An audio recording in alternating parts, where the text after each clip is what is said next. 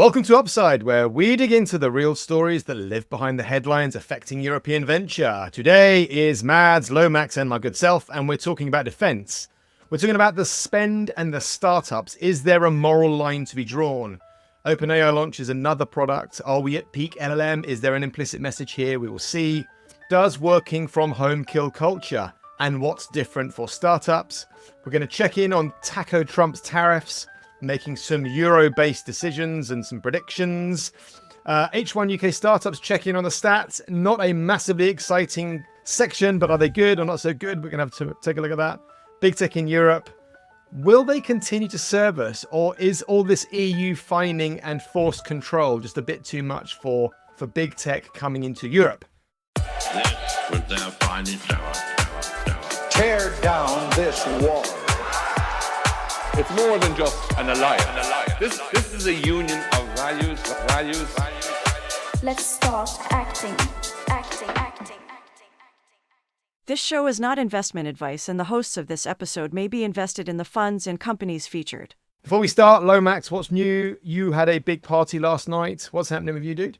So, having done the soft launch of our office last week, we did the big launch this week. We had 15 people over for breakfast and a co-working session and a surf session. And then we had 55 people over for drinks and pizza, which was awesome. Founders, GPs, LPs in the Lisbon ecosystem. And the office is officially launched. So if you want to come and work on the beach, the only venture capital office on this side of the Atlantic on the beach, come and work and surf after work. Well done. That's a tagline, isn't it? Surf after work. Mads, what's happening with you, dude? That's been an exciting week. We're preparing for some great events for the second half of the year. Lots of founder-focused activities, lots of good new accelerators coming up, focusing on different sectors, different verticals, lots of good partnerships with large corporates that are hungry for innovation and keen to meet the innovators of today and tomorrow, and willing to connect all the dots. So yeah, just getting that, ready ahead of a second half of the year. Nice. Andy Roo, what's cooking? Well, I don't have an office on the beach, so that was very cool. Full marks to Lomax for excellent branding. Was in London for a lot of the week. Went to the Bessemer Investor Summit. There were lots of very cool UK defence startups there, including Greenjet's, one of ours. Give them a plug. So yeah, that was good. Lots of talk about how to get rid of those pesky Russians. Nice. Well, we are going to talk about defense. In fact, I think defense is first up. So let's crack straight into defense. It is the new sliced bread. It is the new kid on the block. It is the case that most investor and startup pitch decks have pivoted to include some kind of defense angle. Now, personally, I'm a pacifist. I hate the thought of some of the things that we're about to talk about, but I also know that the world is a very imperfect place. And if we want to see our children happy and healthy, we have to think like this. It feels like Europe has woken from this slumber to the reality that the world is a dangerous place. And it feels like it's been a key driver of investment, as you were just mentioning, Andrew. It feels like it's been this kind of key recent driver in activity in Europe. So let me break down some of the figures. In June, Europe tech companies secured 6.5 billion euros across 323 deals. The UK leading that pack with 30% of the total, 18% up on May. Now, at the same time, loads of capital inflows are still rotating in from the US, piling into Europe, but it's a different story depending on which European country you are, and I am including the UK in this bucket. So Germany, France, Spain, Italy, all on the same vectors up. The UK, the same proportion down. We're the only country significantly in the red compared to everyone else on the continent who's attracting in new capital. However, as a smaller side, the FTSE 100 hit an all-time high, which is lovely, so we'll take it. But really, Germany is leading the charge. This Q2, Germany overtook the UK for investments into startups for the first time, mainly driven by deep tech, defense, quantum, computing, energy, robotics, aerospace, and therapeutics. Many of these investments being able to be labeled as defense and or resilience and or dual use. So Andrew, I'm going to lean on you first. How do you define defense, resilience, dual use? How do you look at those three buckets? I think you nailed it at the beginning. There's a bit of a bandwagon here, right? Some people build on a mission basis when they do their startups and they have a clear problem they want to solve. Others tend to be a bit of a weather vane and they'll try and repackage themselves, either as a fund or as a startup, depending on what's what's most fashionable at the time. So, but I think that's just inevitable when you've got an industry that attracts a lot of money. People are going to run after it, and resilience is really anything that helps us defend what's important to us as a society, as a country, and that's all the way from democracy down to the practicalities of kinetics, right? How do we shoot something out of the sky that we don't want landing in our back garden?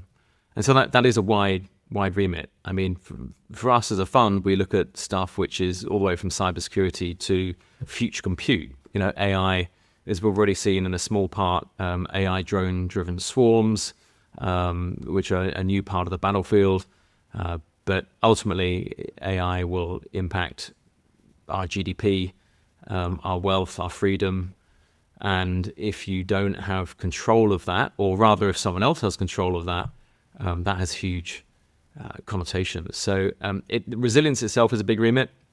The whole does defense sit in does defense sit under is resilience the mothership? Yeah, how do you I think so. That's how I view it. And I think the dual use defense, this sort of differentiation, to some degree for me is a bit of a red herring.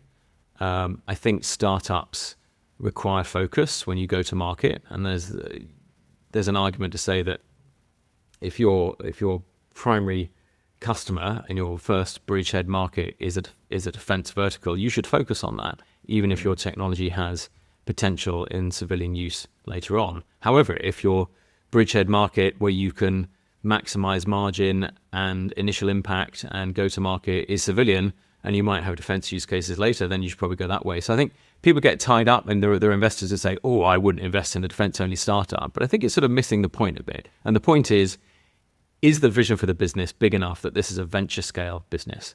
And that may or may not include dual use or not. There are venture scale businesses, if you want to become a new aerospace prime like Green Jets, where you're an Anduril, sure, their technology could be used for civilian use cases, but they may never need to, because they might be a multi-billion-dollar solutions company just in a defense vertical. But I think there aren't that many of those, and we'll probably talk about this later. But one of the challenges with investing in defense is a lot of the companies are point solutions, which means they're great for the woman or the man on the ground who want to solve a problem as a soldier or as an intelligence expert or as somebody else in the armed forces.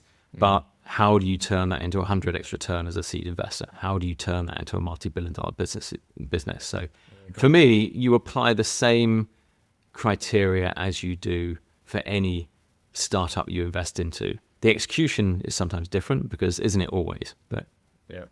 Okay, cool. Thank you for that. Mads, is this rotation all defense? Well, certainly a lot of it is. I mean, if we look at the DAX 40, which is sort of the largest German companies, they're up 22% year to date, which is a phenomenal performance.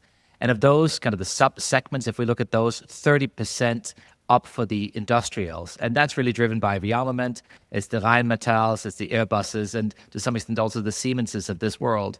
But we're also seeing a strong uplift in financials, especially banks. They're up 16%, driven by easing rates that have left banks sort of keep the better spreads and keep better profit margins. And tech is up 14%, driven by AI, which is SAP. They've had a strong AI ride. And then chips for EVs, where Infineon has done really well.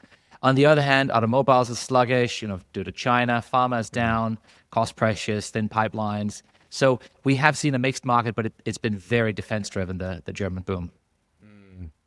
Lomax, how should startups think about defense? Is this a place to rush into? Well, I very much think of the old, Buffettism here being, be fearful when others are greedy, right? From the investor lens, and the same thing applies to, I think, founders rushing into a new space. Because looking back over, let's say, just to take some examples in the last 5 to 10 years, building in climate was supposed to be obvious at some point. Building in the future of food was obvious at some point. Biotech was obvious during COVID.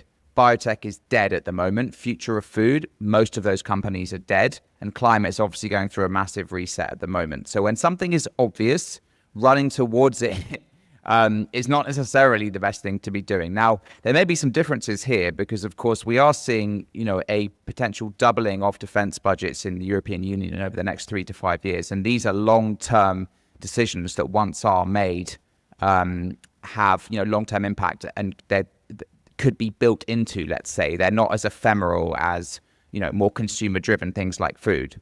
However, there are particular challenges to building in defense. So I think yes, the budgets are increasing. I mean, don't forget that you take the headline number, which potentially in the EU will be in the hundreds of billions, potentially even up to the $1 trillion mark at some point. But only a very small section of that goes into R&D, into technology. It's probably say 5-10%.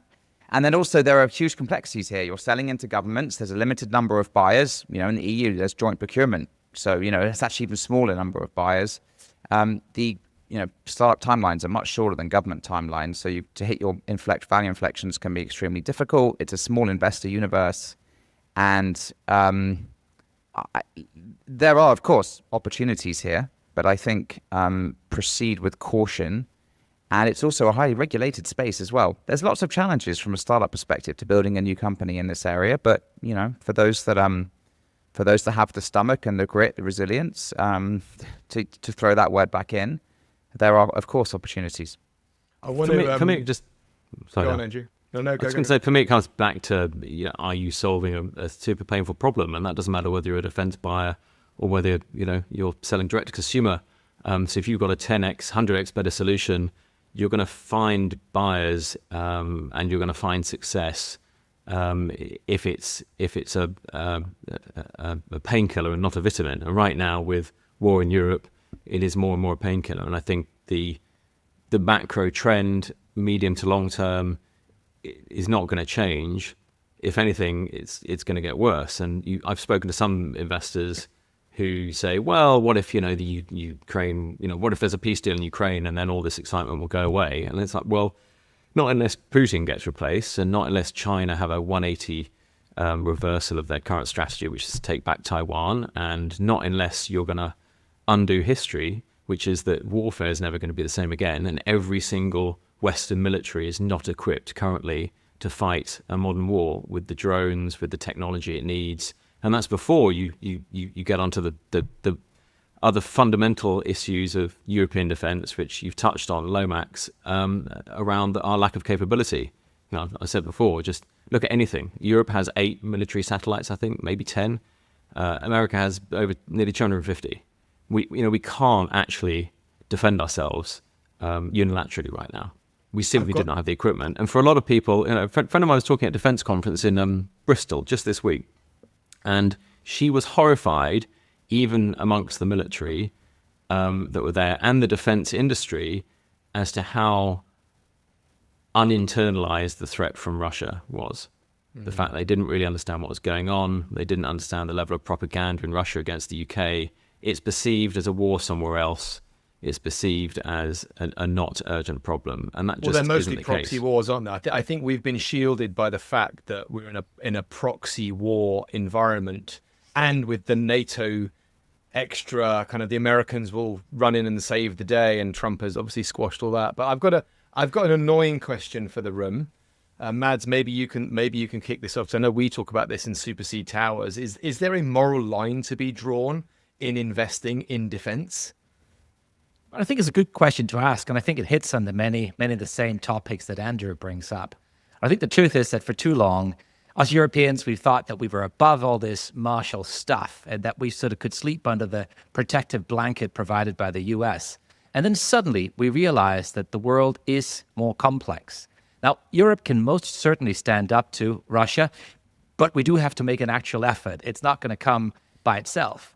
And personally, I'm sort of a dyed-in-the-wool classical liberal, and I'd love for us just to focus on peace and free trade and do business and none of this weapon stuff. But we have to acknowledge that history didn't end in the 90s, much to the chagrin of Francis Fukuyama and everybody else that was around at the time. And so we've got to be ready to defend ourselves. And in that context, I don't think there's anything wrong with making defense technology to protect our citizens, to protect our way of life. In fact, I think you can argue that we have an obligation to do that. Absolutely, we have an obligation. I mean, it's just it's a sin that we've got this far and haven't protected ourselves. What's the Winston Churchill quote? An appeaser is one who feeds a crocodile, hoping it will eat him last. and essentially not a lack of strength is a form of appeasement because it invites aggression. I think Ronald Reagan quote, I think as well, something about, we maintain peace through our strength, and weakness only invites aggression. And that's exactly what has happened in Ukraine, because we didn't do anything about Crimea. We preferred to have cheap gas. We now have a war in Ukraine. And within 3 to 5 years, Russia will be strong enough to operate more than one war. They'll be able to go into Moldova or somewhere else. And so if we don't start sucking up the reality of spending taxpayers' money, on defending ourselves and being able to defend ourselves, then this is only going one way. And we've seen it over and over again over the last hundreds of years. It'll be interesting to see what happens with BRICS and how that grouping comes together. And I've seen the increase in use of the yuan, and so let's see. I think there's some interesting challenges. A podcast for another time. I want to move on. I want to move on to OpenAI and them launching yet another product. My kind of broad kind of contextual thinking was: is this, are we at peak LLM because OpenAI is now doing 1,010 things, or have they got more money than God and can do whatever they want, or what the hell's happening? But just a little bit of background. So they're launching a browser in the coming weeks. I hardly use Chrome these days. I mainly use ChatGPT. I think many people are starting to blend their search and their online requests around these LLMs. I remember the transition from Alta Vista to Google search in the early 2000s, which was pretty much overnight. There's this better thing, there's zero loyalty, you just move on. And it feels like Google may well be, even though they felt unseatable, it felt like they could never be replaced, it feels like there might be somebody knocking at the door. Google has 3 billion users compared to OpenAI's 500 million active weekly logins, and only 3 million business users. 3 million business users in OpenAI. But OpenAI is really opening up on the products and services. They've got the Johnny Ive product team. Let's see what happens with them. They launched a consultancy product, and now they're offering a browser. There are obviously more things afoot. Mads, I'm going to lean on you for this one. What's next? Is this smart? Where would you, if you were Sam Altman, what would you do with the business? So first question is maybe why a browser? Is it peak LLM, and is it just something we're doing because we can? And it's maybe worth asking why the browser is valuable. And why is Chrome so valuable to Google? Well, if we think about Google, I mean, it's one of the greatest companies of all time, and Chrome is a key part of providing data for Google's ad revenue, especially around search, which is a $200 billion annual business, 75% of Google's revenue, but maybe most of their profit. It's so profitable. And as you said, Chrome has 3 billion users, huge market share. And what the browser allows Google to understand is much more than just seeing the queries. It's seeing shopping patterns. It's seeing browsing patterns. It's seeing all the stuff that happens outside search. And of course, then knowing the full picture means they can do a lot more. And so if we look at OpenAI and what that might be worth to them, well, if you go back as recently as December last year, the CFO said, look, there are no active plans for ads. But then we also know that they hired Kevin Vale from Instagram, or from Meta, who built Instagram's ad platform. We know that they hired one of the leaders from Google who was leading around the search ad business, although he left shortly thereafter. But we saw in spring, as late as I think as April, that they were expecting $1 billion in revenue from ads already in 2026, and $25 billion in ads from 2029. And if you look at OpenAI today, they have a low rate of monetization. I think it's less than 10% of users are monetized. So certainly these LLM queries are very, very expensive. Massive number of users are not paying anything. They're on the free model. And so ads are an obvious way to go, and the browser can be a really, really valuable extension of the capability of OpenAI to understand what users want and therefore serve them the right ads. So if I was Sam, this is exactly what I'd be doing. I think it's a smart strategy. Lomax, is this going to be the new search engine war? I think so. I think it's a hugely exciting time to be alive in tech history. In a way, it's having Google basically have this monopoly over the last 20 years, and people wondering how this could ever end. Because they own a shed ton of the market, right, Google? Of course, yeah. I mean, 70% of the market. I would get I would get your popcorn out. And this is an extremely exciting contest to which we have front row seats, and we'll be playing and testing with these tools and learning and active participants in. So I think it's a seminal moment in. It feels like there's a risk of hyperbole. We talk about seminal moments probably every week at the moment, but I seriously think this is big. And Perplexity now coming out with its own browser, Comet, which they've announced, and no doubt we'll see more. So I think the wars are just beginning. What will be the outcomes, do you think? And it's an open question for the room. Lomax kickoff.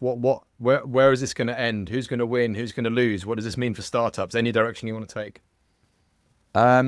I think, well, firstly, what does it mean for startups is this sort of old SEO playbook of which there has been built over the last 20 years is virtually going out the window now. So in terms of how you optimize your own distribution through search, we're now talking about GEO rather than SEO, generative engine optimization rather than search engine optimization. We are literally at the thin end of the wedge of that. We are only just beginning. I think, just as an example, there was a seed deal announced, I think it was this week, for a company, and I think it's in Germany, called PKI, which is working on this solution. So as always, look at what's going on at the seed level to see what's going to be built in the future. So that's a company that helps startups in this domain, or helps customers in this domain. So yeah, I think if you're using or you're using, this affects your distribution, the whole playbook has changed. I think one thing I would say in terms of impact on startups is it's also a big macro lesson for startups, which is that monopolies do not last forever, which is great, because otherwise we wouldn't be in business probably. And monopolies are great until the format changes, the UX changes, the platform shifts, and suddenly, all bets are off.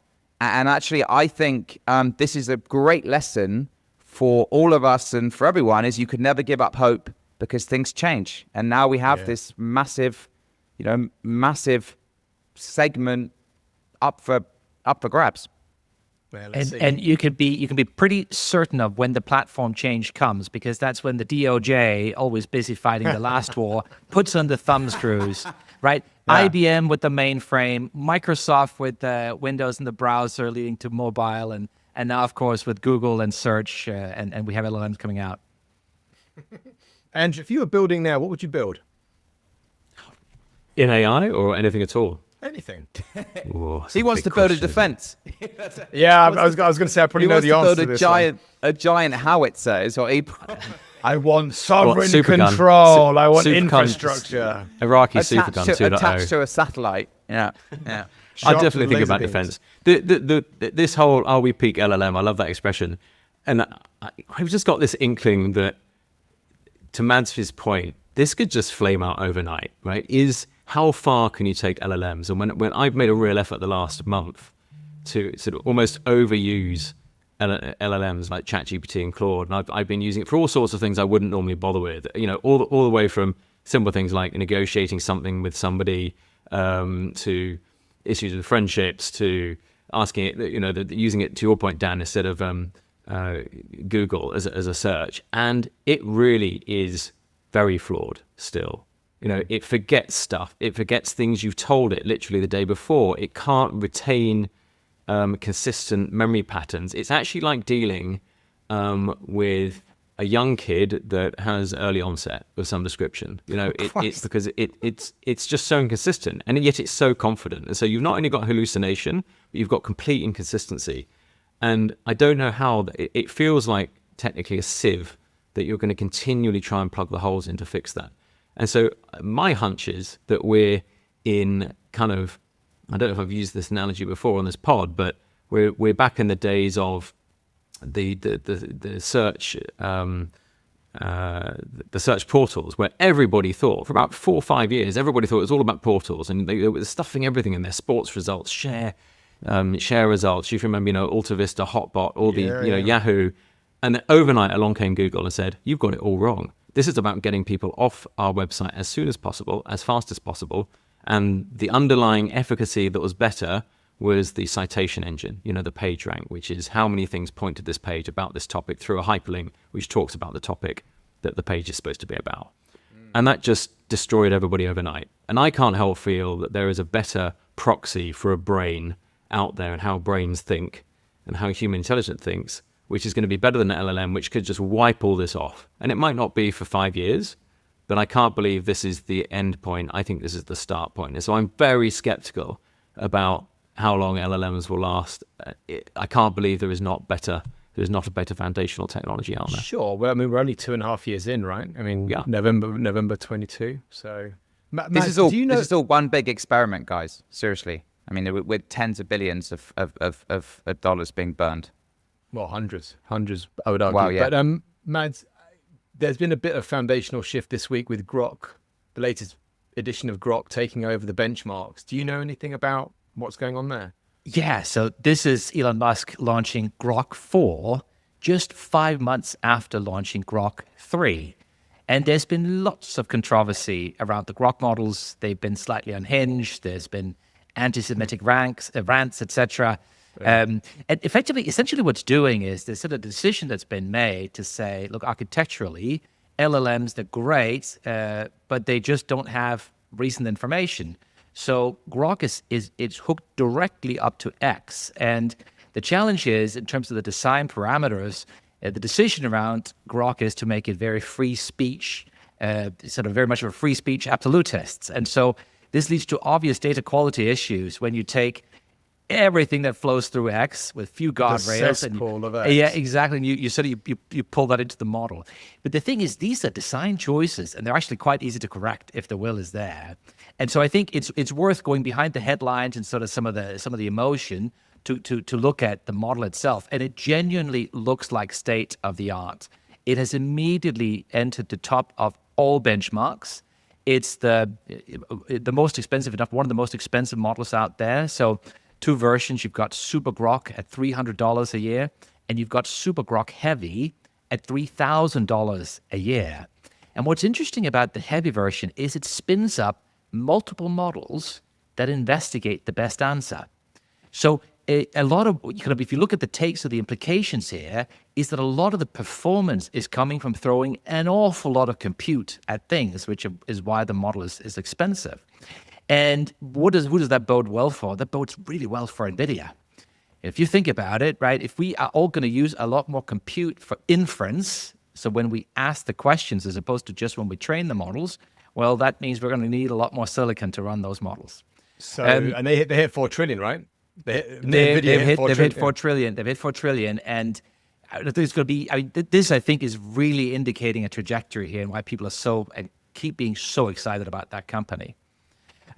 On the model side, the pace of evolution is extreme. If you look at OpenAI, the time between GPT-4 and GPT-5 is likely going to be about a year and a half. And so compressing that model iteration that the Grok team has done down in 5 months is extreme. And it's a lot down to having the Colossus, kind of this supercomputer that they built. So OpenAI, they've had Sam Altman, he's had a difficult week, right? He's got Meta stealing his top employees from one side, and now they're all bed hopping. Everyone's bed hopping everywhere. Musk, he's targeting him from performance on the other side. It's a very, very important week for AI. And I also feel for the aggregator startups. I've seen a whole bunch of startups aggregating the models so that you don't have to work out which one to go to. But it sounds like Grok is basically leading the charge of, don't worry about it. We'll work out what you need from the request. But meanwhile, under the covers, sorry, Lomax, under the covers, it's worth remembering that OpenAI is now at plus 10 billion in run rate revenue. Anthropic has, since we talked about this a few weeks ago, scaled from 3 to 4 billion in run rate revenue. Yeah. So the growth is off the charts. But there's no loyalty, right, Mads? There's no loyalty. Nope, so people will just shift and move. Well, we say none whatsoever, but the truth is those 2 companies that got out of the gates first and have created, if not loyalty, then at least some stickiness, are really the ones that are taking the lion's share of the revenue. Google is still trying to play catch up, keep publishing great benchmarks, but just can't seem to keep up from a revenue perspective with OpenAI and Anthropic. Interesting. Lomax, you were gonna No, I was chime just in going to there. say, well, on Anthropic, you saw that chart in the I think a coach who put out a presentation recently, basically showing the time that it took for Anthropic to go in increments of 1 billion of revenue. It took 20 months to go to 1 billion of revenue, then 3 months to go from 1 billion to 2, and then 2 months to go from 2 billion to 3. So it's just like incredible the growth. No, I was going to say, just an observation is there's something wonderfully like Muskian about Grok, isn't it? It very much seems to embody Being a like, national move socialist, fast. you mean? The creator.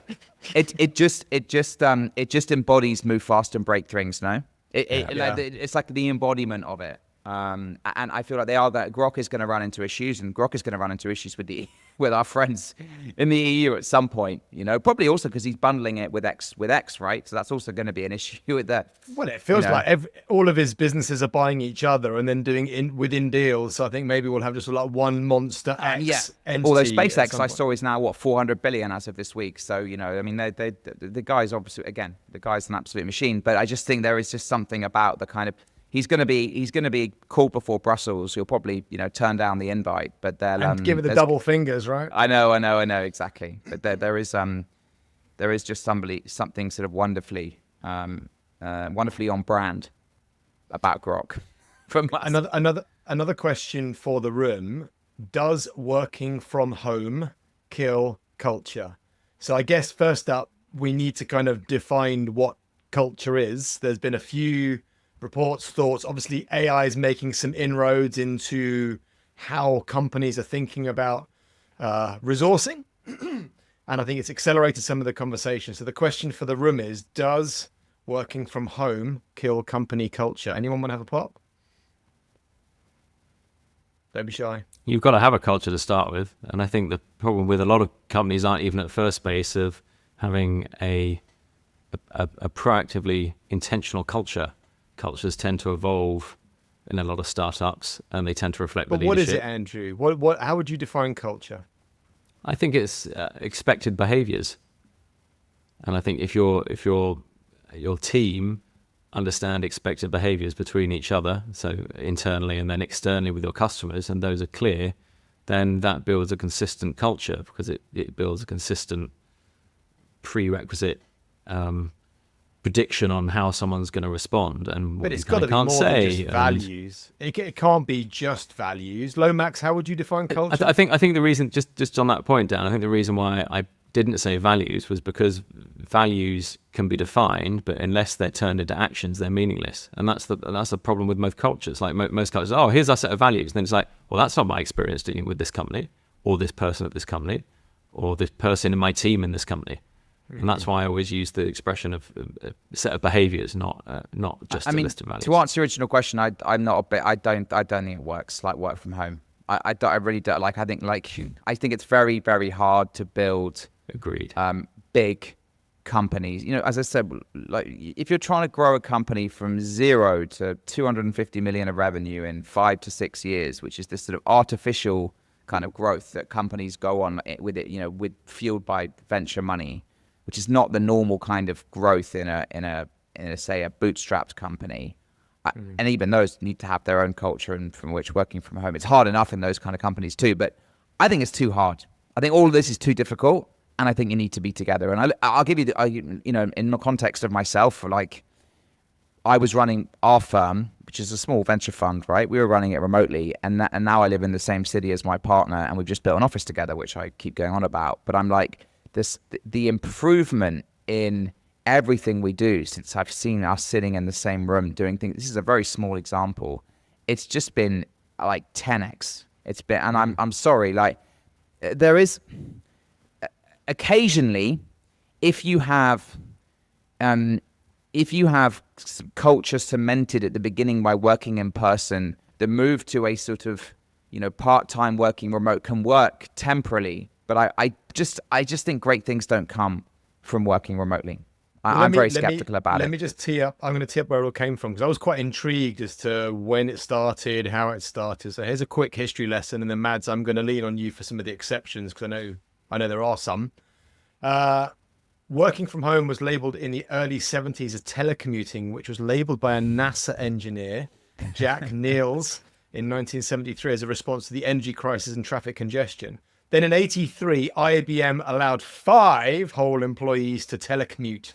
And within 4 years, that program hit 2,000 workers. But just for context, in that bucket, there were at the time around 400,000 employees in IBM. So a bit of a drop in the ocean. In the US by 2005, 20% of the workforce could work flexibly. But even by 2019, only around 6% were working from home. And then obviously COVID rewrote the rule book, and it was about 50% working from home by mid-2020 for all the obvious reasons. Now, many firms like Uber are now trying to claw back employees. We see stories in the press, Goldman and others trying to get this come back to work, with potentially some of them using it as a sneaky request to weed out those that are committed to the company and are not.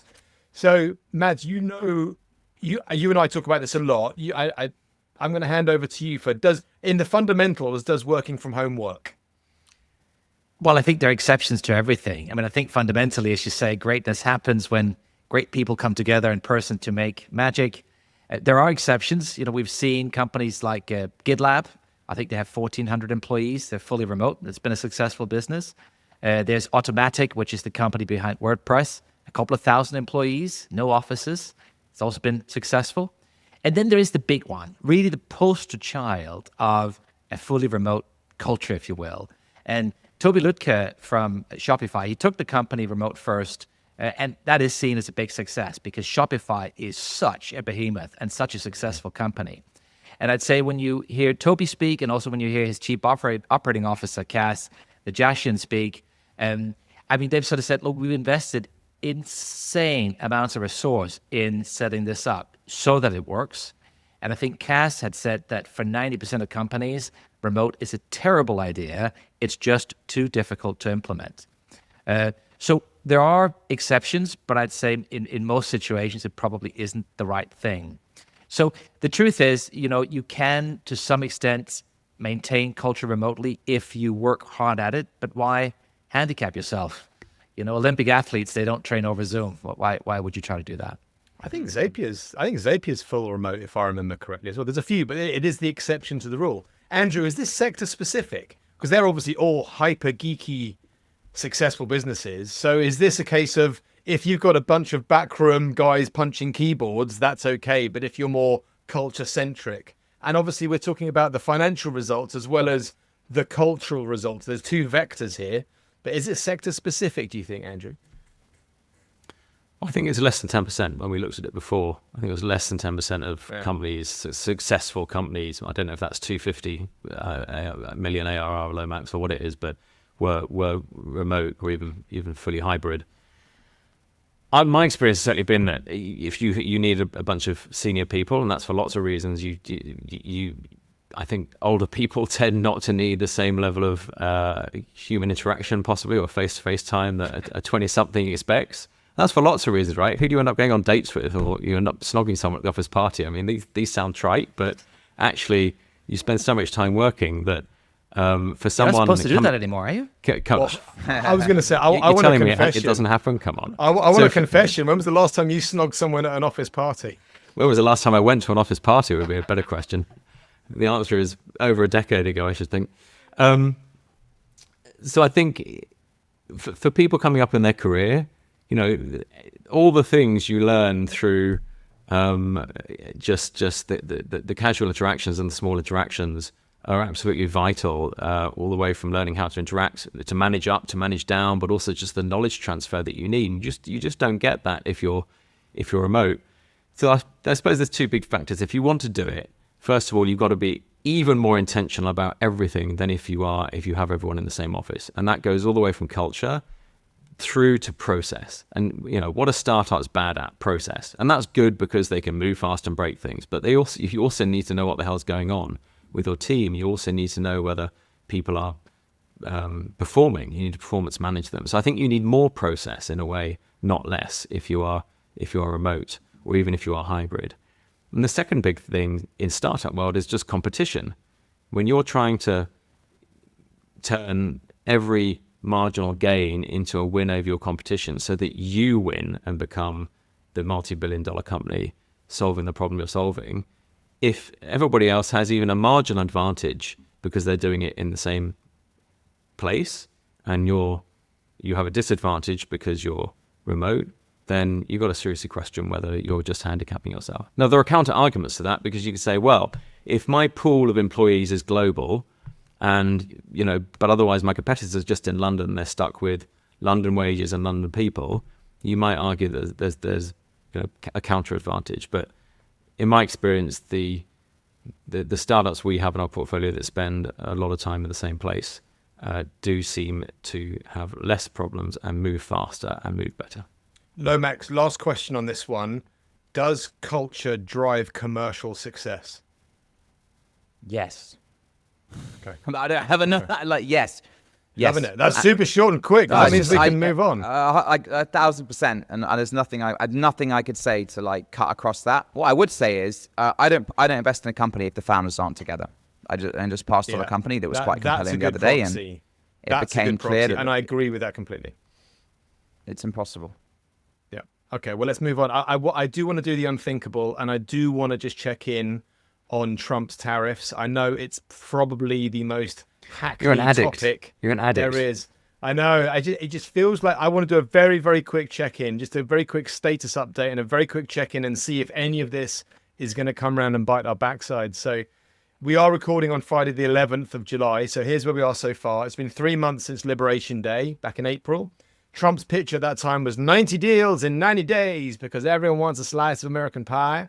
That was an awful American accent. Sorry about that. He hasn't hit his target. I think I can only see one deal and 2 half deals. So Vietnam, UK, and China in some guises.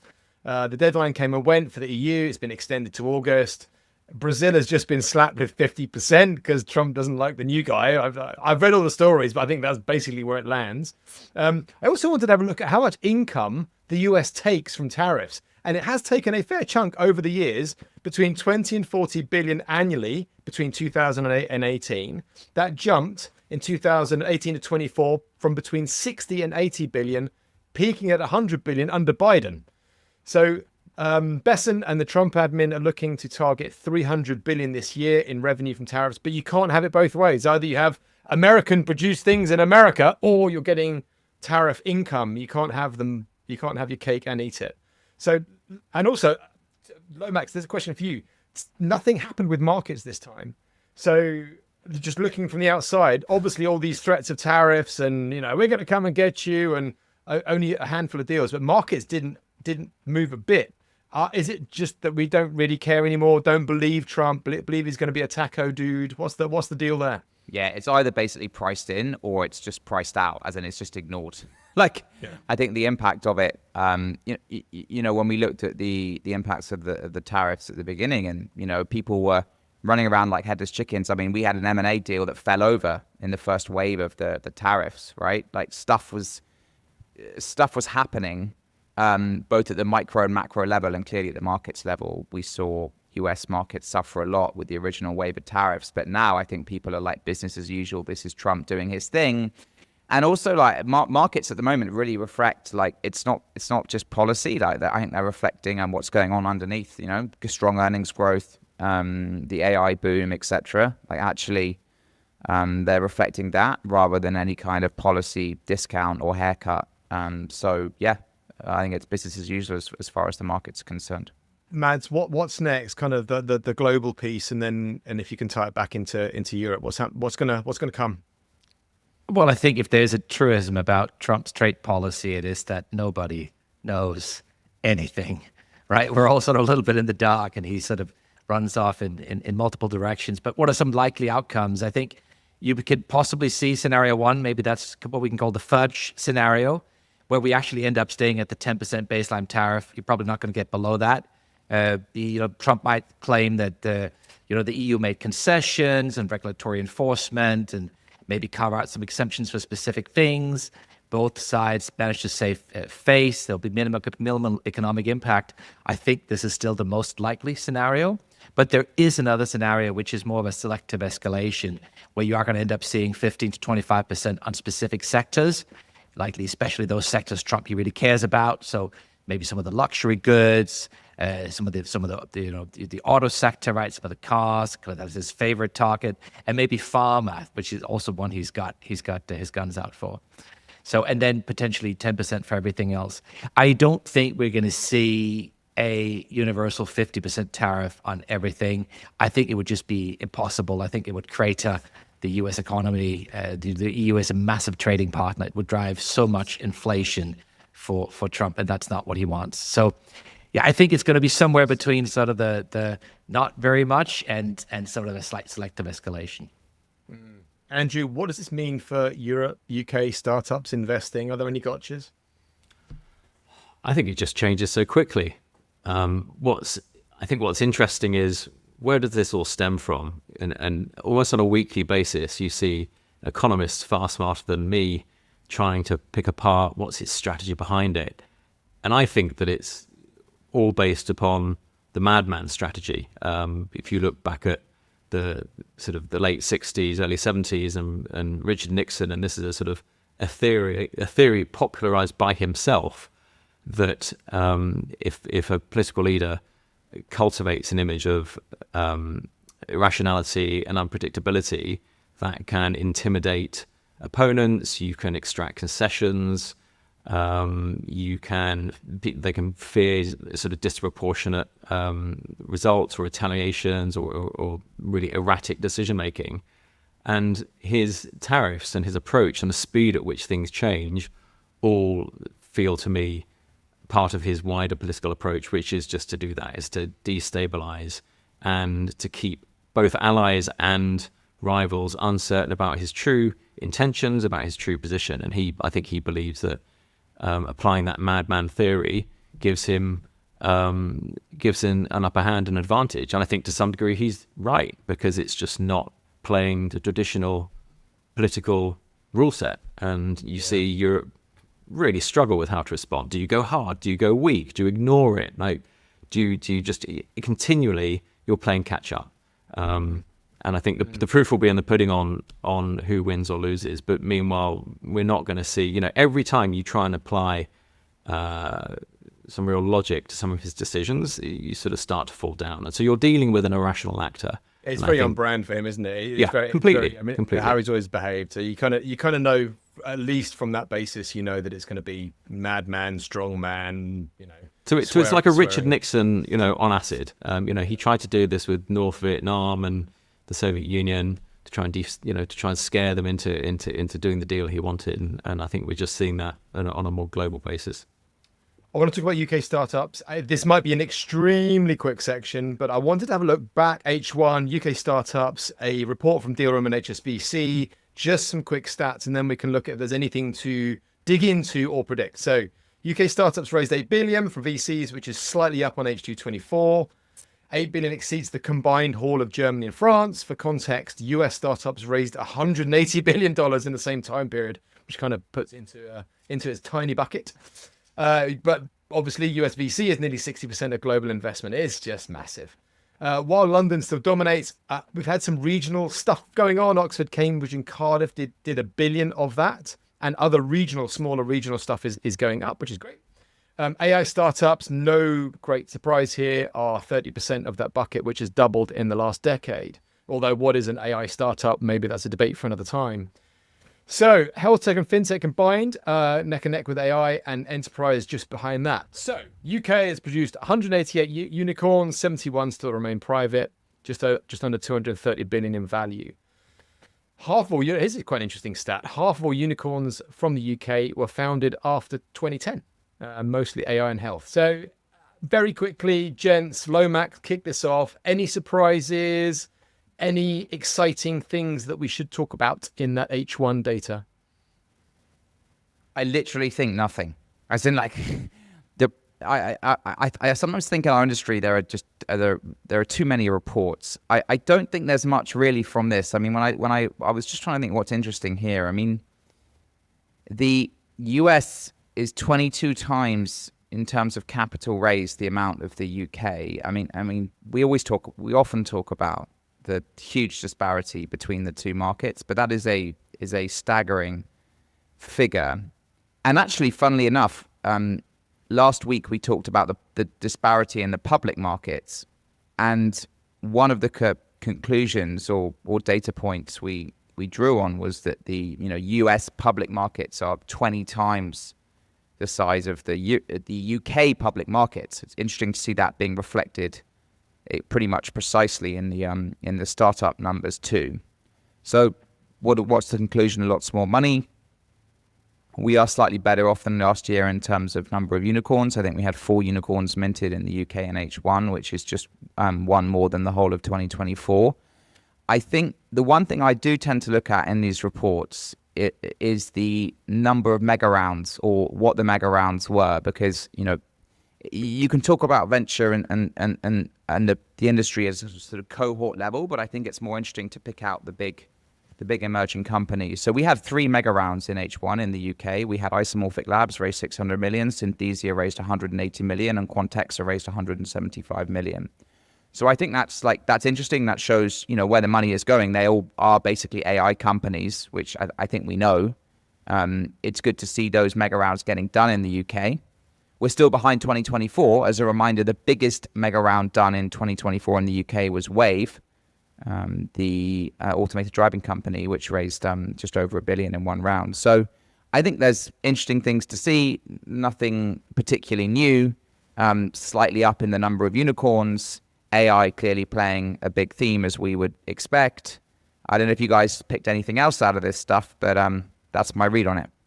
Well, as a rule, we're going to try and avoid reports. It said UK, and I got all excited, so I put it in the docket. And also, I thought there were reasonable activity levels, reasonable numbers. But Mads, what anything in there that you would highlight, or not? Look, reports. I mean, we always said we thought 2025 would be a pretty good year. And the AI boom is clearly continuing. And if Nvidia delivers strong earnings when they report in August, this is just going to keep rolling on. And I expect that they will. I expect that this journey has a lot further to go. Now, we'll get an early look in on the 16th of July. So in a couple of days, ASML will deliver their earnings report. But I think we're still in the early innings of this. We're not done yet. Andrew, anything before we move on? Good indicators, great to see some big rounds, but the same fundamentals need changing, right? Optimize the tax environment, put a sensible visa system in place so we capture all the best people, and motivate money to go into later stage growth. We know what the problems are. I saw another report actually from Tech Round. I clicked through from the link you sent through to another report. And it says, what do experts think the UK needs to do to stay as a global player in technology? It's like, we all know the answers. It's just the government's not doing it. Just doing it. It's just the same thing. Just do it. Yeah. Lack of political will. Right. Last thing on the docket, we're going to talk about finding big tech. So I've seen this week some more control and some more EU finding big tech. So there are another layer of fines and control issues that the EU is imposing on Apple and Google, etc. Apple is appealing its $500 million App Store policy case. Google is trying to navigate serving European clients without contravening the EU's Digital Markets Act, which actually has a 10% of global annual revenue fine associated when you do contravene it. So that's a massive chunk of change. And I also saw this week that the EU is looking to scan our chats. Now, for the right reasons, they're trying to protect children. So they want to have an inside backdoor, even into encrypted messages in chats. But super high problematic, but I totally get the intent. So question for the room, how can you legislate? Obviously, we want to protect kids, but freedom from sponsorship. And Mads, maybe start with you more broadly. Are these fines a good idea? Do they ever work? Does money ever get paid? Is this even worth the EU doing? Yeah. So nobody is above the law. And so the fines are important. When somebody breaks the law, there has to be consequences. Now, the violations, they get litigated and the fines get litigated for an eternity, but eventually they do get paid. So they are important. But I would also say at the same time, you can't regulate or fine your way to greatness. And the truth is, I don't really care very much about the fines in themselves. It's a little bit like speeding tickets. They're important, but they're dull. So I'm actually much more interested in how we can build more great companies in Europe. I think that's a more exciting topic. Well, for Lomax, where would you take this? I mean, obviously, big tech is going to respond. I mean, is it going to be that Europe loses out? Is it going to be that it creates opportunities? Is there anything else in this beyond let the machine do what the machine does? I don't think it creates massively to the top of my mind opportunities. I think there's a risk that we as consumers in Europe end up missing out on some products because it's too difficult, too expensive. It's a cost of doing business ultimately, the way the big tech companies will see it, right? And this is one of the EU is one of the biggest single markets in the world. So, naturally as a business, you are going to want to try and access it. And these fines generally are a cost of doing business. I mean, one thing to just don't forget, like the US does fine big tech companies, right? I think in the last 10 years, the EU's levied fines of roughly 12 to 15 billion. The US has done 7 to 8 billion. So it's obviously a lot less than the US. It's not too far behind. Although 5 of the 5 million in the US was Cambridge Analytica, with Meta. Right. So it was just a one-time fine. Europe is broader in terms of who it goes after and for what it goes after under GDPR and the Digital Markets Act, etc.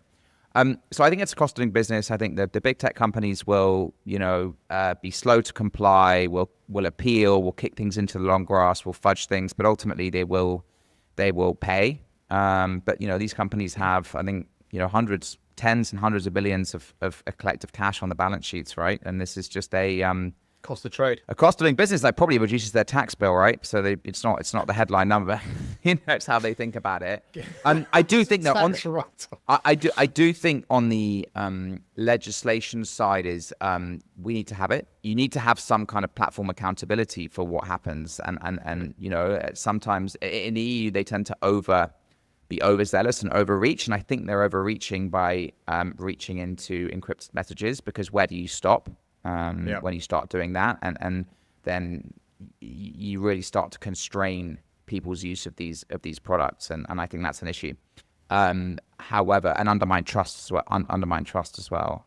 But I think ultimately some of the consumers will suffer because if there's too much legislation, we won't be able to use the products that our peers in the US have access to. Well, I mean, there's 600 million or so of us over here, so I'm assuming they do want access to that market. But maybe if it's too problematic, they can. Yeah. Andrew, anything you'd add to this? I mean, the backdoor to allegedly encrypted messages is an horrendous idea. It's mass surveillance by design. So even if the aim is to catch people perpetuating child abuse, which is an horrific thought, it creates infrastructure for bulk surveillance of all citizens, basically. And it flips the presumption of privacy to treating everyone's private communications as, sort of potentially criminal by default. And I think there is no encryption if you're going to pre-scan everything on the off chance in future you might need to access it. And there's also no way of building a backdoor that only the good guys can use. So it's got so many holes. A well-meaning goal approached with real flaws. And then when you introduce, AI, what's to stop someone just using AI to start scanning all this content? Once a vulnerability is introduced into an end-to-end system, it can and will be exploited by malicious actors, whether they are, a very right-wing or very, very left-wing government, or whether it is, criminals. And so I think it's a pretty terrifying thought, actually, to be honest, and something that really should not happen. Lomax, I totally agree. Lomax, deal of the week is yours, my man. So this is a bit of a funny one. Normally we're talking about startups raising money. So this week we're talking about Eutelsat, which is actually a listed company, has announced that they're raising 1.35 billion euros. Eutelsat is predominantly owned by the French and the UK governments. You may remember that OneWeb, which was rescued by the UK government, was eventually folded into Eutelsat, which is creating a broad satellite operator operating across LEO and GEO, so geostationary Earth orbit and lower Earth orbit. Why is this interesting? Why is this deal of the week? I think it's interesting because we've talked about resilience, and this is a big part of that. So this is Europeans trying to get behind a big local champion to create sovereign capability within satellite infrastructure. and to really take on Starlink and military satellites in the US. So I think it's a good sign that investments are being made. Most of the money is coming from the French and the UK governments, which, as I said, were the big shareholders. The company is a just over 1.3 billion revenue company. It pales into comparison with Starlink, which at the latest check was roughly 8 billion in 2024. So it's financially a lot smaller, but it does have different capabilities. It does have, for example, Starlink has no satellites in. It's a lower Earth orbit player only, whereas Eutelsat has capabilities in both geostationary and lower Earth orbit, which deliver different capabilities. I think it's interesting. I think Eutelsat needs to rebrand and change its frigging name. It sounds like an 80s PC. I've got my Eutelsat with my floppy disk in the corner. But I think, look, set against the context of what we've been talking about, it's action, it's money, it's not a lot, but it's a start. And Andrew will be happy because it's like, sovereignty, control, infrastructure, defense, and happy. Andrew, what's on your agenda this week? What's in your calendar? Anything exciting? Any beachfront condos that you're frequenting? Or no beachfront condo, although I am going to invade Lomax's beachfront front office condo. I'm so coming down. I'm going to come down after the kids go back to school, I think. Yeah. Well, speaking of peak LLM, I saw an interesting deal, which wasn't ours, but did you see PoorSense AI done in the UK this week? No. Which is developing AI to interpret pets' emotions and provide therapeutic interventions aiming to revolutionize pet care by making pets happier. So maybe we are at peak LLM. Maybe we really are. But no, this week I'm going to... Maybe that's something the EU won't regulate, actually, That's really happy. Even happier dogs. Happy. And as an aerophile, I'm happy. I'm excited. End of the week is the Royal International Air Tattoo out of Fairford. It's the world's biggest military air show. So I shall be geeking out there at the weekend. Looking forward to that. Lovely. Lomax, what are you up to? Beaching, surfing, hanging with the kids? LP's in town this week. So yeah. Okay, so shirt on, clean pants, got it. No, get them painting the walls. Kind of Get them painting the walls. Get them with some paintbrushes. Put them to work. Thank you, gents. It's always a pleasure and a gift. I'll catch you next week. Bye-bye. Ciao, ciao. This was their finest hour. Tear down this wall. It's more than just an alliance. This is a union of values. Let's start acting.